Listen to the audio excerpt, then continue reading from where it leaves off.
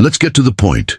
Do you really enjoy what you think you enjoy every time you pick up your phone and scroll without thinking? Every time you open another tab to see something that deep down doesn't even interest you? Every time you eat without hunger, laugh without joy, consume without need? Who is enjoying, you or the system that conditioned you to seek immediate pleasure? Here's the brutal truth. You've been programmed to chase pleasure, but never to achieve it. And the worst part is, you didn't even realize it. We live in an era where pleasure is around the corner, but why is it never enough? Aldous Huxley predicted this almost a century ago. He warned us that true control wouldn't come through oppression, but through pleasure. It wouldn't be through force, but through distraction. A world where there would be no need to ban books because people would lose interest in reading. A world where the truth wouldn't be hidden because it would be buried under mountains of irrelevance. A world where people wouldn't need to be controlled because they'd be too addicted to their own slavery. And here you are, in Huxley's world. The world where every desire is fulfilled in seconds. The world where satisfaction is instant, but the emptiness multiplies. The world where pleasure is not a reward, but a drug, because that's what they've done to pleasure.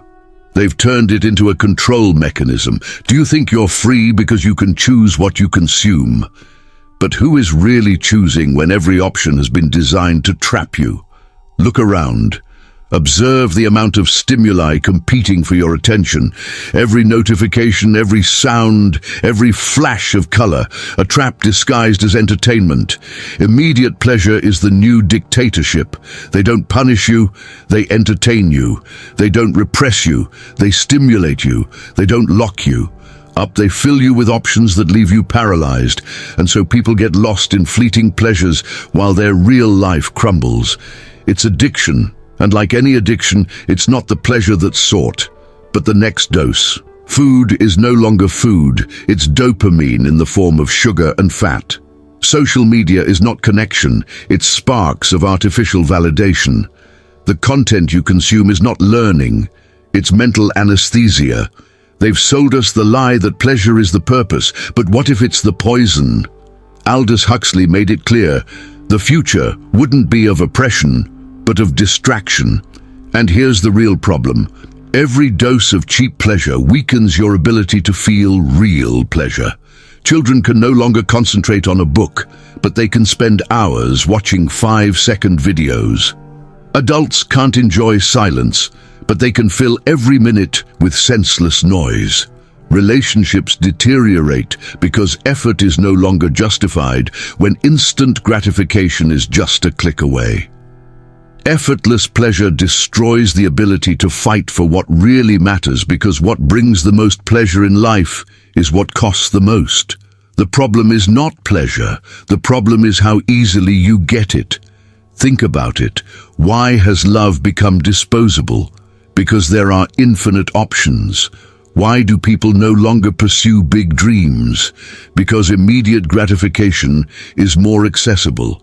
Why do you never feel completely satisfied?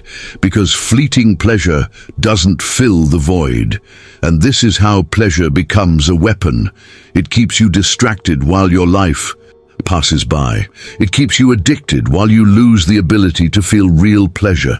It keeps you trapped in the pursuit of something that will never come, because pleasure is not the problem. It's the price you pay for it.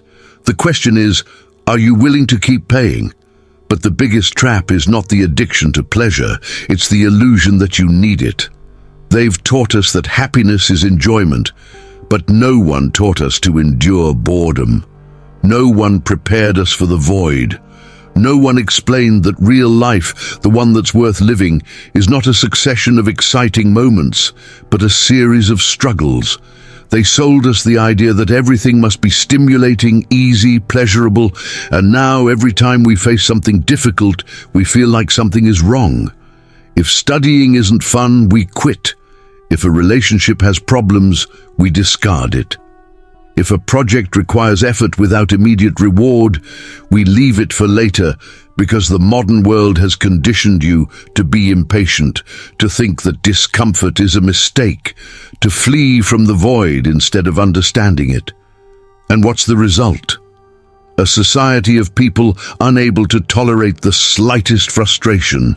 People who need constant stimuli to avoid facing their own thoughts. People who fill every silence with noise. People who confuse comfort with happiness and end up more miserable than ever. Because here's the big paradox. The easier it is to obtain pleasure, the harder it is to be happy. The brain is not designed to live in a constant state of reward.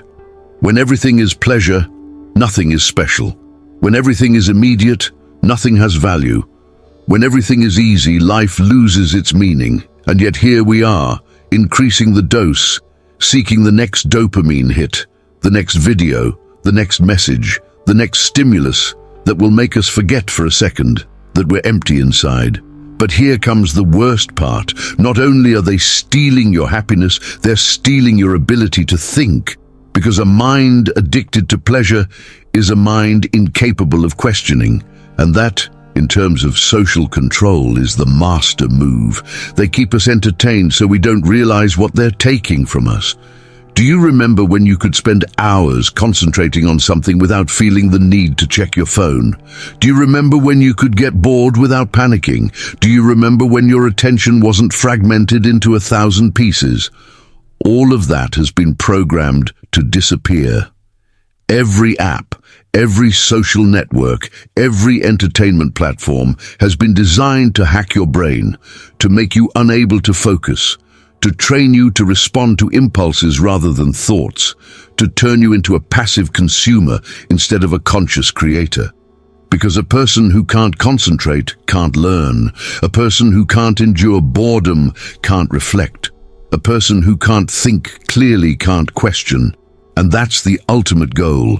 You don't need an authoritarian government when you have an entertained population. You don't need censorship when people no longer have an interest in questioning anything. You don't need chains when people lock themselves in cages made of cheap pleasure. Aldous Huxley said it clearly, the love of servitude will be our destiny, but it won't be an imposed servitude. It will be a chosen servitude, a servitude disguised as freedom. Want to know how they do it? Through saturation. They've taught us that freedom is being able to choose, but when they give you infinite options, they're actually taking away your power. You choose between 1,000 series, but none of them fulfill you. You choose between 1,000 songs, but you can't enjoy any of them completely. You choose between 1,000 people with a flaw, but each relationship is more superficial than the last.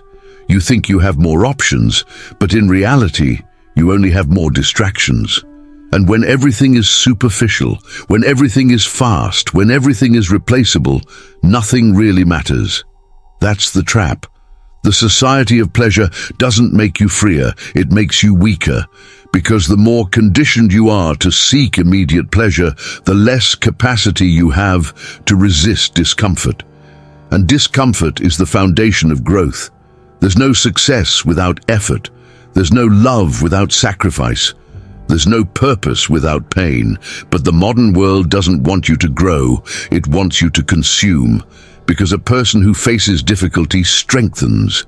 A person who resists discomfort becomes independent.